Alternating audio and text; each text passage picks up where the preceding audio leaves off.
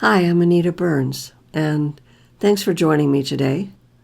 As with all the videos in this playlist, this one is a transcript of the trance channeling that's been recorded over the last 20 years or so.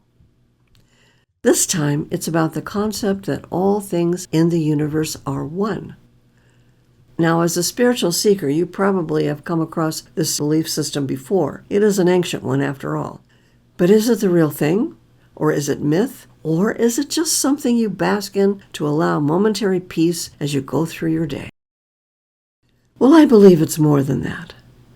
As with most of the channelings I've done over the last 40 years and more, this one is centered around oneness of our divine self and how it can enhance our lives and become a part of our very beingness.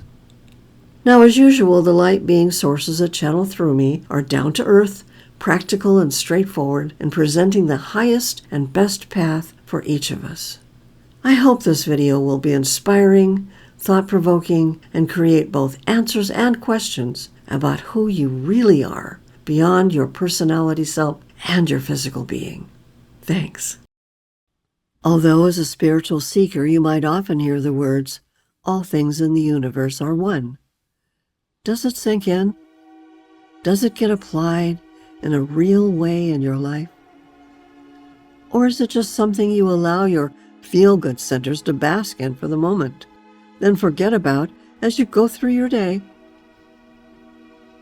The concept that all things in the universe are one from the one source is something you can filter through everything you think, do, and be.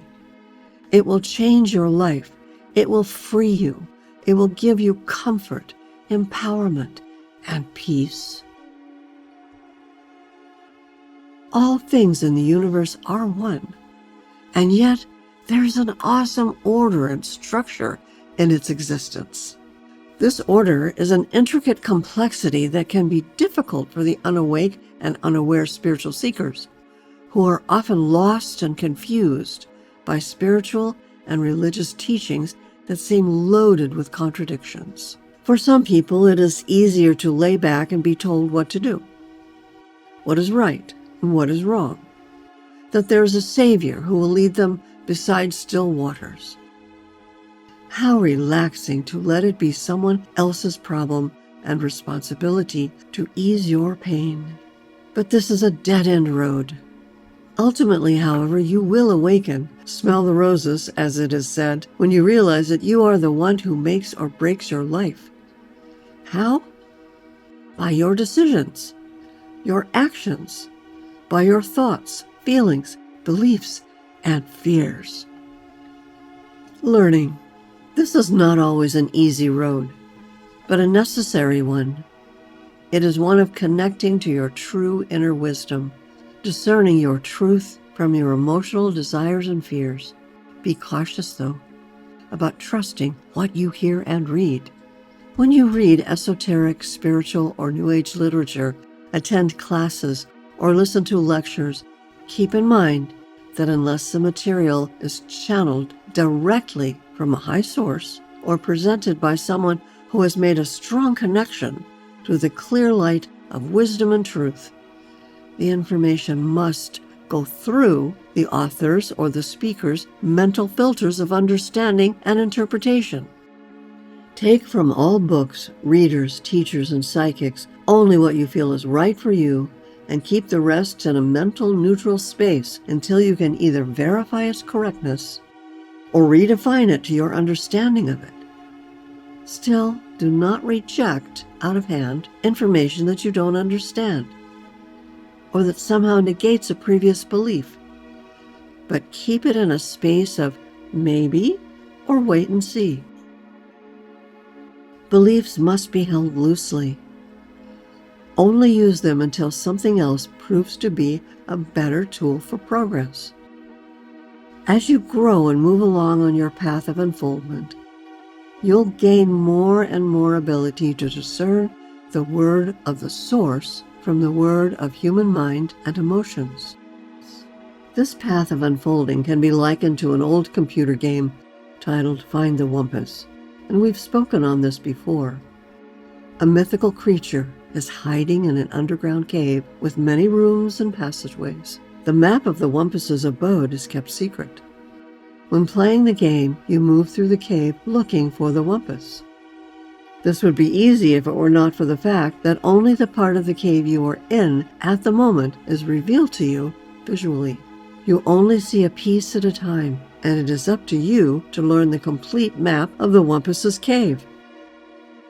The longer you play the game, the more of the map you know. This is like spiritual unfoldment. At first, you are only aware of one piece, physical existence. Then, as you are reborn and reborn, you learn more and more about the totality of existence. For just as a small child is incapable of understanding the complexities of adult thinking, the new soul is not able to grasp the complexities of the universe. Merry old souls. Traditional religions all have a system that requires you to worship a god in whatever form the originator of that religion perceived their god. Usually, religion contains simplified truths of cosmic law. Never scorn the religions nor their members because, unless they have fallen into a trap of anger, avenging, and intolerance, they fulfill an important function in the order of unfoldment for younger souls. Soul ages, and we've spoken of this many times, are termed by us in increasing degrees of self-awareness: infant, baby, young, mature, and old souls. Infant, baby, and young souls have the same need to feel connected to the source that mature and old souls feel. But the infant, baby, and young soul's level of understanding is greatly limited, so they need to seek spirituality in a simple form residing outside themselves. So, the source called God by most of these souls an externalized experience as a stern and vengeful God. For others, this God is loving and forgiving. Sometimes, oddly, they are both, stern and vengeful and loving and forgiving. These people have a need to gather together and feel the power of their God's love. They are preparing for a time when they can dissolve the illusion of separation and know that the source, God, is actually within. The churches, synagogues, and temples these younger souls attend usually have a higher spiritual frequency than what the people who attend them experience in their everyday lives. By attending, they raise their own soul awareness, at least temporarily. For a moment at least, they let go and let God. When you awaken to your own divinity, you may still want to gather with others of like mind. This is called, in the ancient language of the East, satsang, and is always a positive thing for your life. Just be sure that the others you gather around you are in harmony with you and truly of like mind.